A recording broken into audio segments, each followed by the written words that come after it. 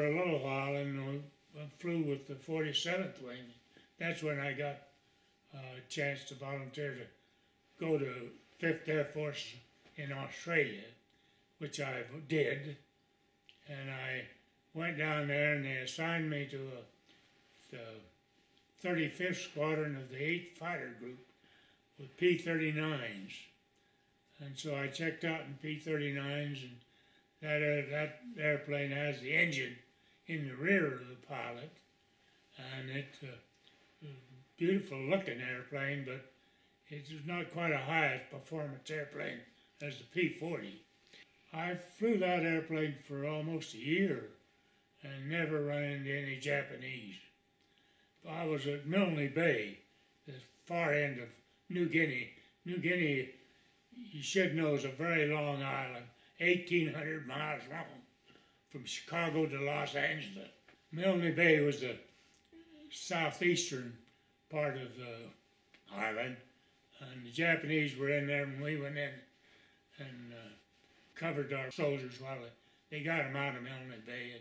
And after almost a year, they moved me up to 17 Mile, where I flew, and then they moved me to 3 Mile, which was measured from Port Moresby, the big base. And when I got to 3 Mile, I called the commanding general. I'd heard that 90 new P-39s had come into Australia, and 90 new P-40Ns, the latest P-40, and had come in, and we had 4 squadrons of P-39s and 2 squadrons of P-40s. So I called General Wirtsmith and said, how about changing me to P-40s?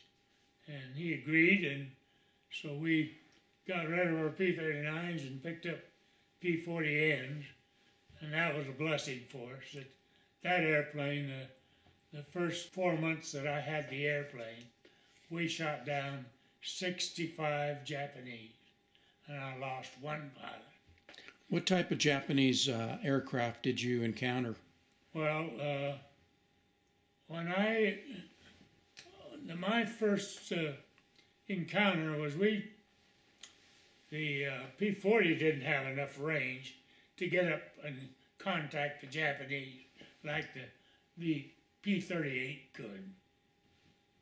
So anyway, when we were at Nadzab, that's in the Markham Valley, I still couldn't fly to Wewak and back, but the engineers went into a little mountain place called Bina Bina, and they put in a pierced plank runway up there for us, and I got orders to move 16 P-38s up there to go on a bombing run to Wewak, escorting B-24s. So I took my P-38s, they'd flown me in some fuel in 55-gallon drums. So we flew in and landed and refueled our airplanes out of those 55-gallon drums. And then we sat in the cockpit, and early the next morning, waited for the B-24s to show up. And over the wire horizon, we saw the first B-24s. We took off and joined them, followed them into Wewak, and they went in and dropped their bombs. And luckily, no Japanese came up, because the B-25s and another raid had gone on ahead of us, and they had taken off and landed again. And so when the B-24s went in, nothing happened.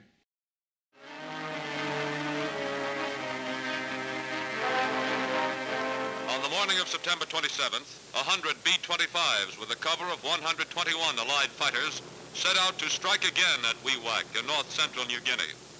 This mission has been preceded by a formation of liberators that attacked earlier in the morning.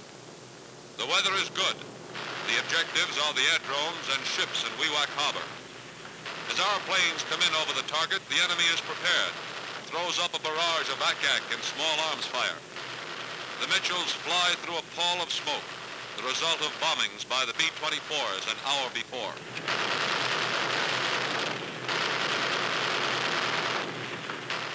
The strip at Borum is bombed and stropped by B-25s flying a few feet off the ground.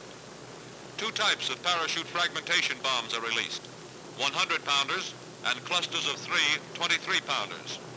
These bombs float to Earth, exploding in the midst of enemy planes dispersed among the palms on either side of the airstrip. Photographs taken after the attack reveal that no aircraft were left in serviceable condition.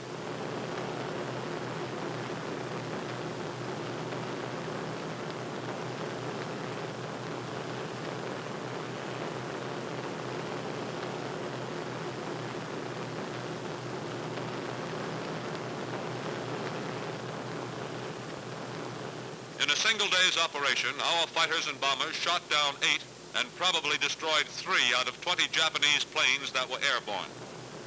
A total of 50 enemy aircraft were destroyed on the ground here at the WWII Airdrome and at Borum to the south.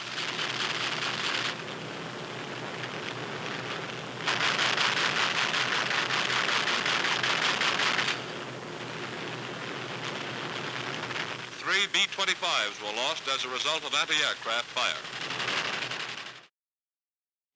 And then as we withdrew, while I was flying with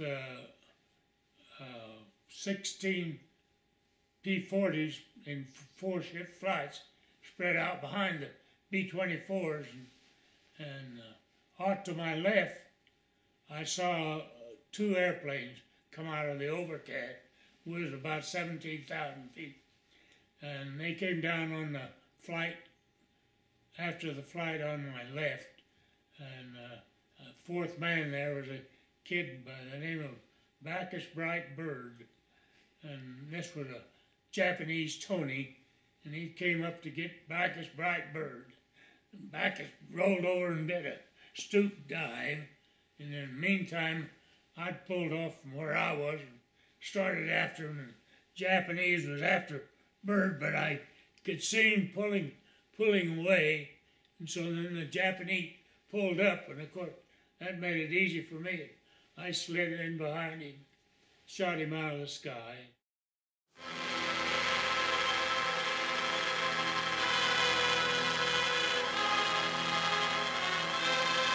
Major Emmett Davis destroys a Jap Pony fighter on September 27th in the Wewak area.